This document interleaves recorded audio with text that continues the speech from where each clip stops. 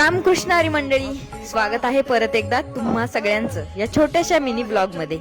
नेहमीप्रमाणे मी गाडीत पेट्रोल टाकून आमच्या प्रवासाला सुरुवात केली। जाताना आम्ही खूप थकलेलो, कारण 2 दिवस झालं थोडीफार दगदग चालू आहे। दिवसभर काम, पहाटेचं उठणं, झोप न होणं यामुळे कदाचित। पण असो, भोरमध्ये पोचलो तर आज होता मंगळवार, भोरचा बाजार।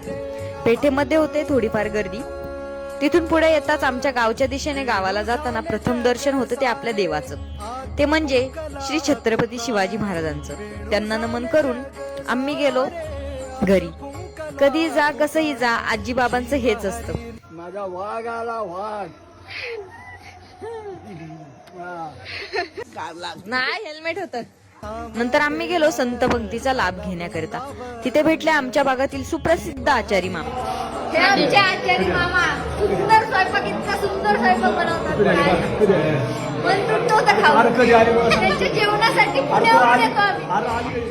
जेवण करून आम्ही गेलो आमच्या भागातील गोड व्यक्तिमत्व हरिभक्त पारायण पंढरीनाथ महाराज गर्जे यांचं सुमधुर असे कीर्तन चालू होतं। कीर्तनात बसल्यानंतर काय सुख मिळतं हे पहा तुम्हीच।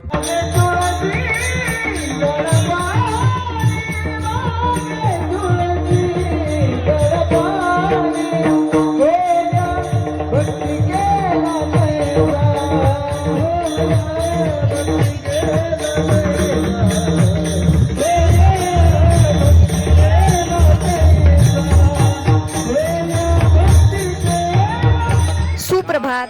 गावाकडील सुंदर पहाट म्हणजे मनाला शांतता, ताजी हवा आणि पक्ष्यांचा किलबिलाट। त्यामध्ये प्रसन्न वातावरणात मंदिरात काकडा आरती। तर काकडा आरती म्हणजे नेमकं काय? काकड्याच्या ज्योतीने अंधार दूर करून देवाला जागृत करणे।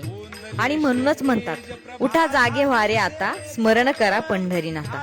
त्यानंतर आम्ही मंदिराच्या गाभाऱ्यात गेलो। पाहतोय तर काय, देवाकडे नुसतं शांत मनाने पाहावसं वाटलं।